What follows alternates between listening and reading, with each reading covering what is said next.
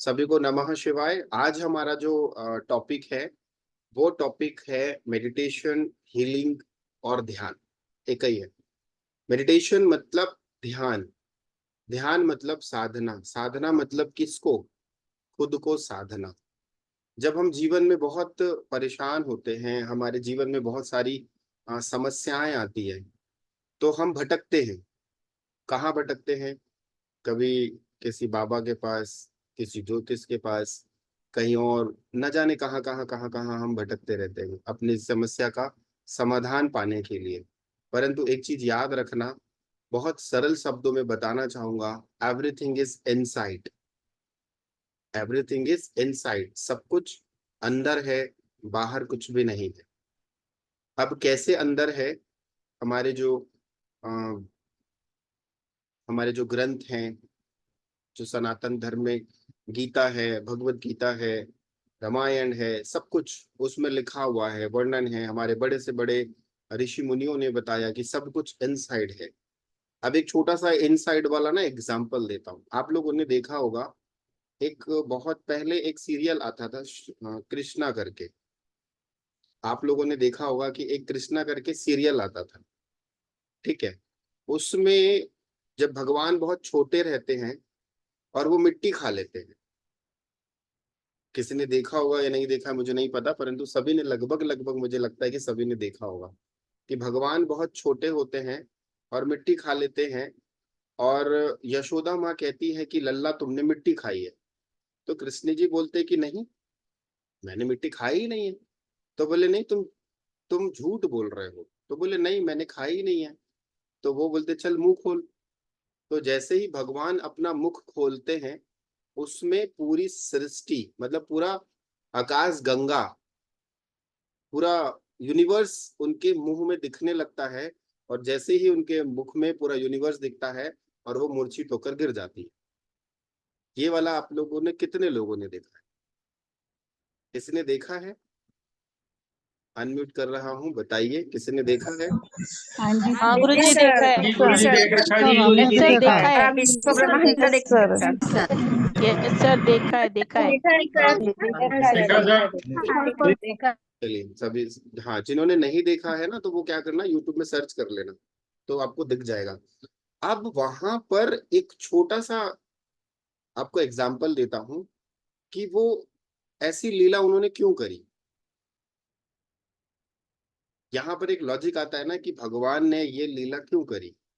वो तो एक उनका लीला ही है, उनका चमत्कार नहीं बोलूंगा, उनकी एक लीला थी। उन्होंने ये लीला क्यों करी? उन्होंने इसलिए करी क्योंकि ये बताने के लिए कि मानव के जन कल्याण को, यह बताने के लिए कि जिस चीज के लिए तुम बाहर भाग रहे हो, जिस चीज के लिए तुम दर दर भटक रहे हो, इधर उधर भाग रहे हो, अब वो मेरे अंदर ही है। वो मतलब स्वयं हमारे अंदर ही है, बाहर कहीं नहीं है। Everything is inside. और हम कहाँ खोज रहे हैं? बाहर। एक छोटी सी स्टोरी बताता हूँ। मैंने कहीं एक अच्छी पुस्तक है, मैंने वहां पढ़ा था, शायद आप लोगों को पता भी होगा। इस स्टोरी के बाद में, ये स्टोरी मैं मनी मैग्नेट की क्लास में लोगों को बताता हूँ, बट आज आप लोगों के सामने शेयर करता हूँ। इस स्टोरी के माध्यम से आपकी बहुत सारी चीजें जो है वो क्लियर हो जाएंगी। और स्वर विज्ञान जब आप फॉलो करने लगेंगे, तो आपको वाकई में ही लगेगा कि जो हम करते हैं वो हमें कितने भाव से करना चाहिए, और वाकई में ही हम कितने चमत्कारिक हैं, हमारे अंदर कितना पावर है। एक समय की बात है, स्टोरी के फॉर्म में बता रहा हूँ। वो लिखा तो कुछ अलग वे में है, परंतु मैं उसको अपने सरल शब्दों में आपको बता रहा हूँ। एक समय की बात है, ब्रह्मा जी ने जब सृष्टि की रचना करी, तो ब्रह्मा जी की जो संतान होगी वो कैसी होगी? पावरफुल होगी। सभी को पता है भाई, एक शेर का बच्चा शेर ही होगा, एक चूहे का बच्चा चूहा ही होगा, और एक गीदड़ का बच्चा गीदड़ ही होगा।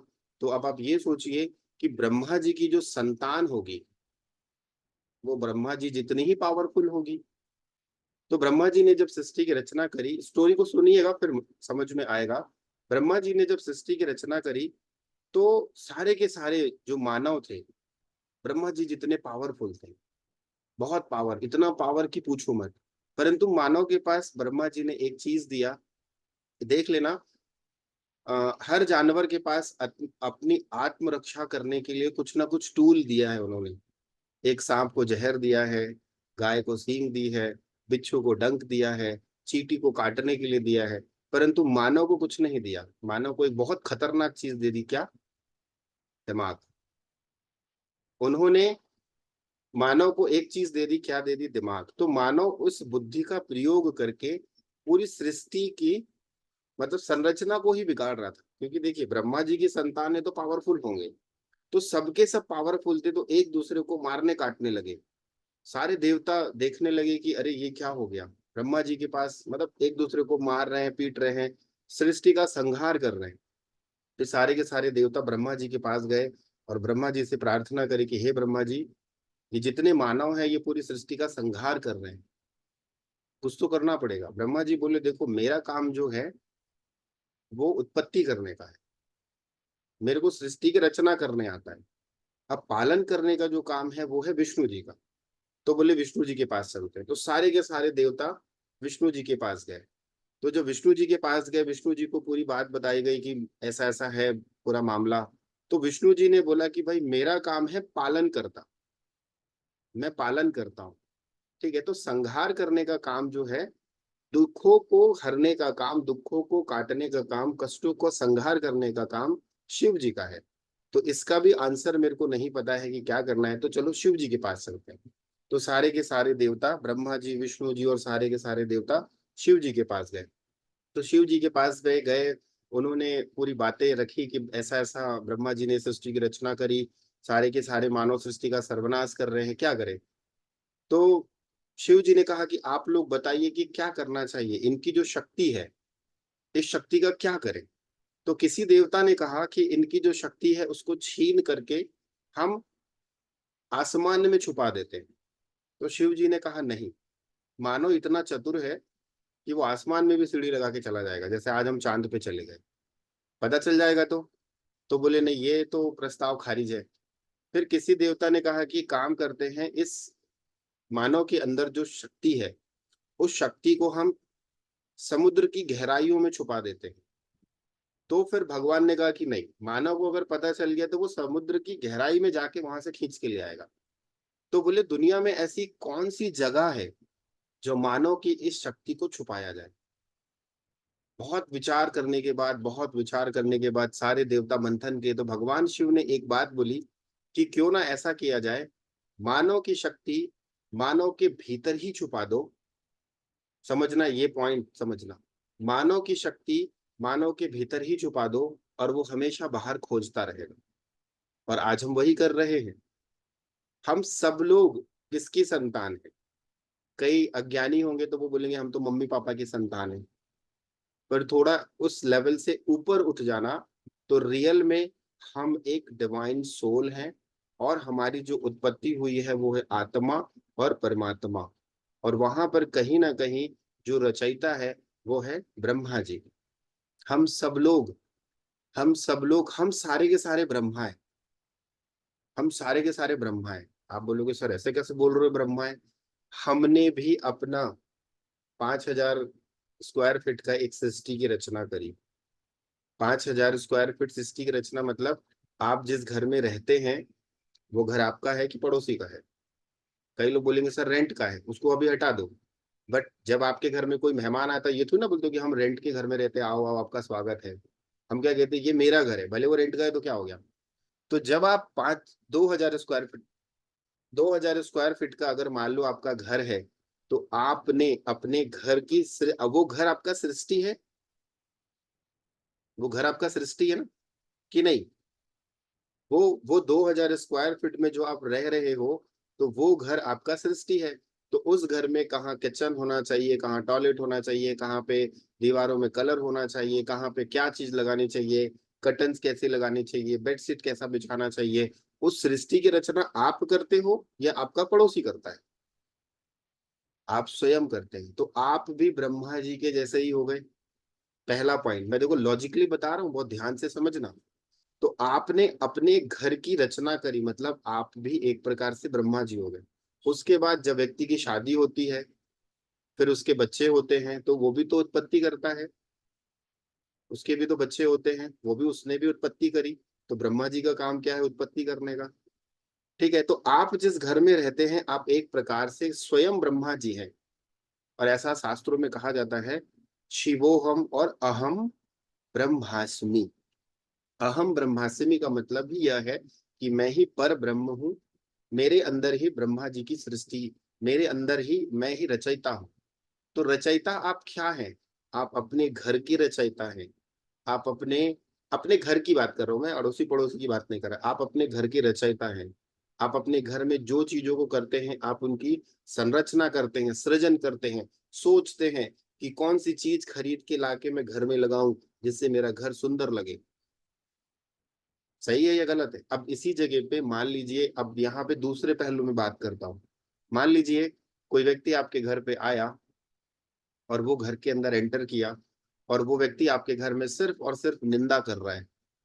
अरे ये तुमने कैसा चादर बिछाई है, अच्छी नहीं लग रही है। ये तुमने घर में कैसा पेंट लगवाया, अच्छा नहीं लग रहा है। ये तुम्हारा इंटीरियर डिजाइनिंग अच्छा नहीं लग रहा है। मतलब वो कुल मिला के सिर्फ और सिर्फ आपके घर की वो बुराई कर रहा है।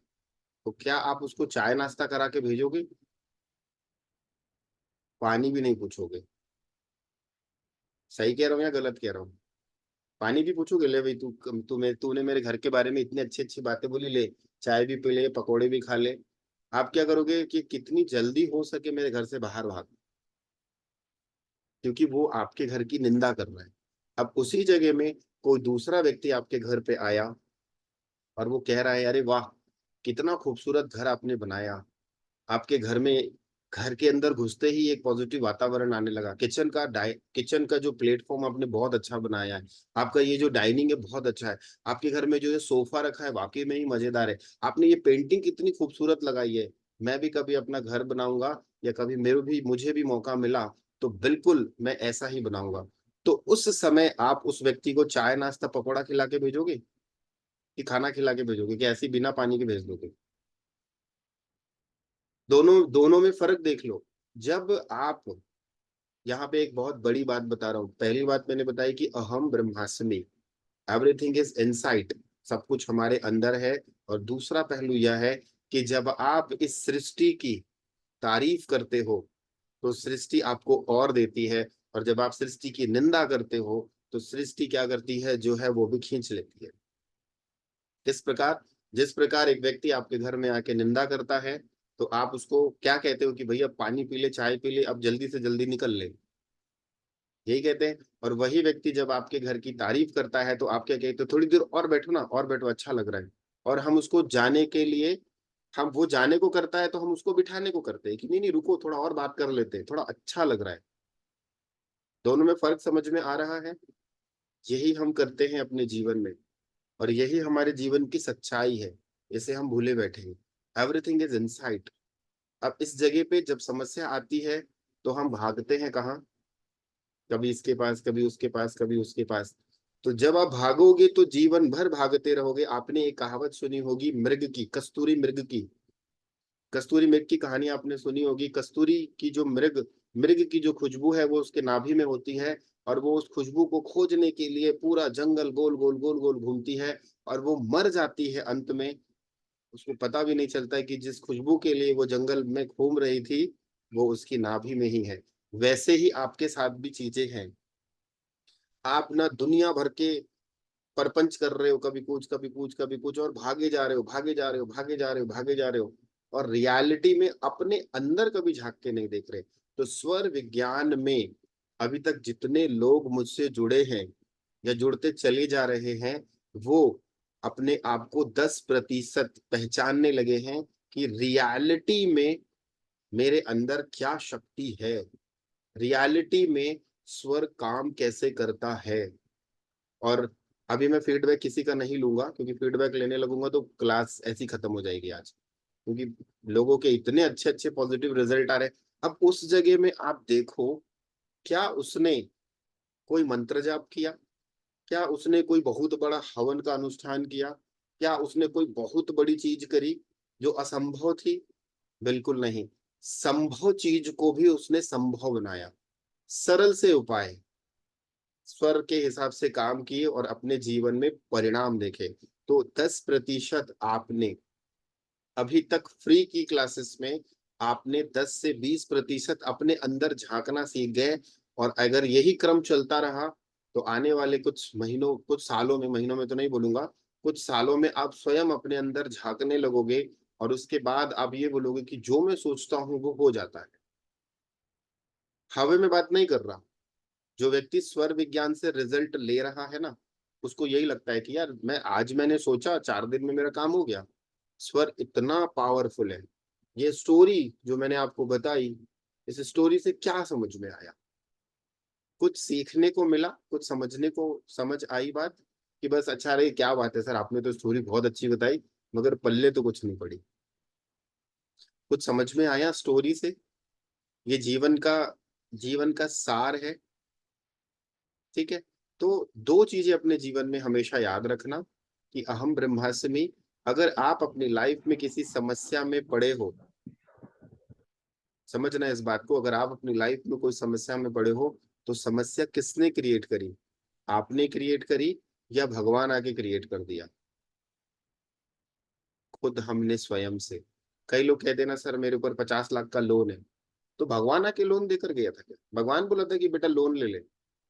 तुमने लालच किया, तुमने गलत जगह पे इन्वेस्टमेंट किया और तुम्हारे ऊपर लोन आया।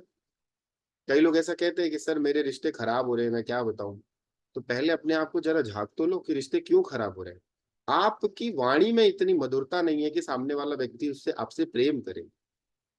एक चीज जीवन का सार याद रखना, जब भी रिश्ते खराब होते हैं ना पति पत्नी के बीच में, तो एक डोर होती है बहुत मजबूत वाली, वो एक एक करके टूटती चली जाती है। कब टूटती है?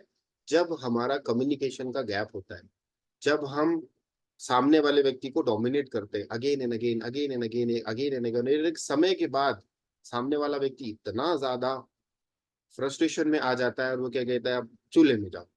फिर होते हैं झगड़े। और फिर हम बाद में क्या कहते हैं कि वो पंडित जी ने ऐसी कुंडली मिलाई, उस समय तो बोले थे बहुत अच्छे गुण मिल रहा है, परंतु यहाँ तो गुड़ गुण के तो गुड़ बन गए। है ना, मुरब्बा बनाना पड़ेगा अचार, अचार का मतलब आम का मुरब्बा बन जाएगा। गुड़ हो गया पूरा, गुड़ गुड़ में गुड़ गोबर हो गया। क्यों हुआ? हमने गलती करी। और हम दोष देते हैं हमेशा किसको? जब भी कोई जीवन में समस्या आती है तो आप देखना, आप कभी ये नहीं कहते कि यार मेरी गलती थी, मैंने गलती करी, मेरे कारण ऐसा हुआ। हम हमेशा दोष किसको देते हैं? कितने लोग मेरी बात से एग्री करते हो कि कभी भी जीवन में कोई बहुत बड़ी समस्या आती है तो हम सबसे पहले यही कहते हैं कि यार मेरी गलती थी, मेरे कारण ऐसा हुआ। या कितने लोग ऐसा करते हैं कि भगवान तूने मेरे साथ ऐसा कर दिया। 90% लोग ऐसा बोलते हैं कि भगवान तेरे कारण ऐसा हो गया, भगवान तू मेरी सुनता नहीं है, मैं तेरी बहुत पूजा करता हूँ, सुबह से लेके शाम तक अगरबत्ती जलाता हूँ, धूप बत्ती जलाता हूँ, इतना मैंने अगरबत्ती में इतने पैसे खर्चा कर दिए मगर अभी तक उसका इन्वेस्टमेंट नहीं निकला। बेवकूफी है। ठीक है। तो आज जो हम मेडिटेशन करने वाले हैं वो अंदर जाने वाला है, इनसाइड। इनसाइड मतलब हम जो मेडिटेशन करेंगे, इस मेडिटेशन में आपको कोशिश करूंगा कि थोड़ा सा अनुभव हो। और आप अभी तक जितने भी मेडिटेशन किए होंगे अपने जीवन में, उन सारे मेडिटेशन से ये एक स्टेप तो जरूर आगे होगा।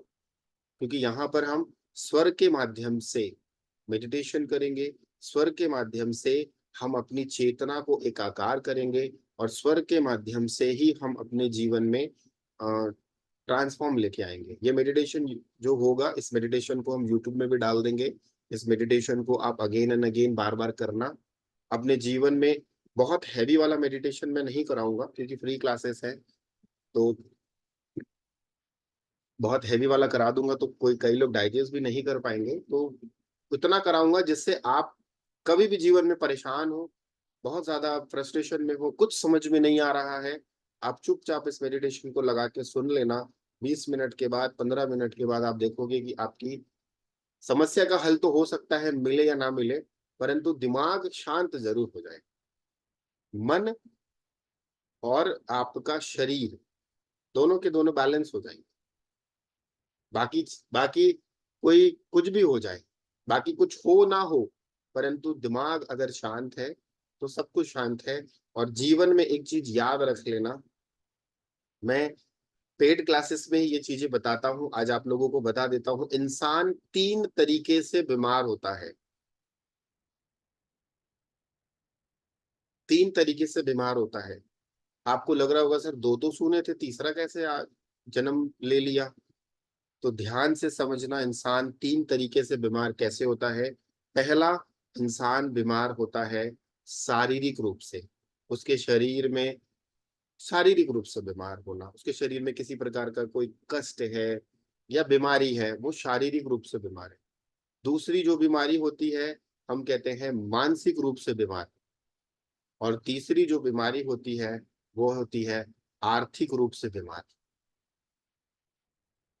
इस दुनिया में गरीब कोई नहीं है, अमीर सब हैं, परंतु अमीर वो है अमीर वो है जो आर्थिक रूप से स्वस्थ है, इसलिए वो अमीर है। गरीब वो है जो आर्थिक रूप से बीमार है, इसलिए बेचारा गरीब है। ये बहुत बड़ा लॉजिक बता रहा हूं मैं, मनी मैग्नेट की क्लास में ये सिखाता हूं मैं, और इतने अच्छे से सिखा देता हूं कि लोगों के दिमाग की बत्तियां खुल जाती है। सर सही कह रहे हो, बुखार आता है, फीवर आता है, तो आप पैरासीटामोल खा के अपने शारीरिक बीमारी को ठीक कर लेते हो। दिमाग में टेंशन आता है, आप नींद लेते हो, सो जाते हो या डॉक्टर के पास मेडिसिन लेते हो, तो मानसिक रूप से जो बीमारी है उसको ठीक कर लेते हो। परंतु आर्थिक रूप की बीमारी कहाँ गई? और ये आर्थिक रूप की जो बीमारी है ये हमने खुद क्रिएट करी है, किसी ने दी नहीं है, हमने खुद से क्रिएट करी है, ये गॉड गिफ्ट नहीं है। एक और एग्जांपल देता हूं, फिर मेडिटेशन स्टार्ट करेंगे। इस दुनिया में देख लेना, प्रकृति के द्वारा बनाई हुई चीज नहीं, ये प्रश्न मैं थोड़ा अलग तरीके से पूछ रहा हूं। मानव द्वारा निर्मित ऐसी कौन सी वस्तु है जो फ्री है? पहले ध्यान से समझना, उसके बाद में सबको अनम्यूट करूंगा। मानव द्वारा बनाई ऐसी कौन सी वस्तु है जो आपको फ्री में मिलती है? एक तीसरी बार रिपीट कर रहा हूं, मानव द्वारा बनाई ऐसी कौन सी वस्तु, कह रहा हूं वस्तु, मानव द्वारा बनाई ऐसी कौन सी वस्तु है जो आपको फ्री में मिलती है, या कोई और प्रकृति द्वारा। चलो पहले मानव वाले बता लेते हैं, ऐसी कौन सी वस्तु है जो आपको फ्री में मिलती है, जो मानव द्वारा निर्मित है। मानव बोल रहा हूं तो कुछ लोग लिख रहे सांस, कुछ लोग लिख रहे वस्तु। क्या स्ट्रेस? क्या स्ट्रेस कोई लिख रहा है, तो क्या स्ट्रेस वस्तु है? मैं वस्तु की बात कर रहा हूं, कौन बताना चाहेगा? मानव द्वारा निर्मित ऐसी कौन सी वस्तु है? कुछ नहीं सर। कुछ नहीं है सर।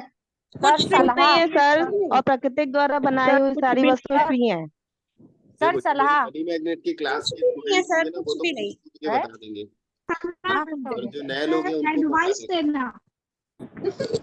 सर कुछ सर भी फ्री सलाह। नहीं है, सर सलाह। सलाह वस्तु नहीं है। सर नहीं, एडवाइस देना, दूसरी एडवाइस कैसे लगते हैं सर?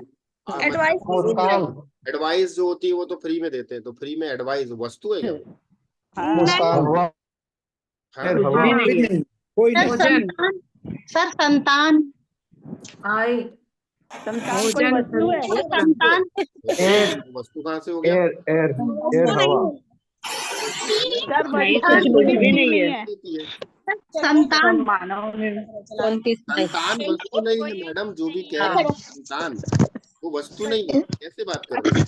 सॉरी सर, इंसान द्वारा कुछ भी फ्री नहीं संतान को मिलता वस्तु सर, सिर्फ नहीं है। भगवान ही है जो कुछ देता भी है। फ्री नहीं है सर, कुछ नहीं। आप लोग ना अपने, मैं अगर आप लोगों को अधूरे में छोड़ दूंगा ना, अधूरे में कि भगवान भी फ्री में नहीं बंद कर देगा। सर जल्दी बता दो, समझ नहीं आ रहा। हाँ बस बस मैं बता रहा हूँ, अब लास्ट है। अगर मैं आपको इसी बात में, जो मनी मैग्नेट की क्लास में थे वो तो एकदम से तड़ से बोल दिए, क्योंकि उनको पता है आंसर, और जिनको नहीं मालूम है पूरा जीवन निकल जाएगा, आपको पता नहीं चलेगा, पूरा जीवन। और एक लाइन में इसका जवाब है, मानव द्वारा बनाई इस दुनिया में ऐसी कोई वस्तु नहीं है जो फ्री है, सब कुछ आपको पेड करना है, सब कुछ। मानव द्वारा बनाई ऐसी कोई भी वस्तु नहीं है जिसका आपको मूल्य ना चुकाना पड़े इस दुनिया में, आज के समय में। पहले के समय में छोड़ सकते हैं कि भाई ठीक है, बट मानव द्वारा निर्मित, मानव, मैं फिर से कह रहा हूं, मानव द्वारा निर्मित ऐसी कोई वस्तु नहीं है जो आपको फ्री में मिले। परंतु प्रकृति द्वारा निर्मित इस दुनिया में जो भी चीजें हैं वो सब कुछ फ्री है।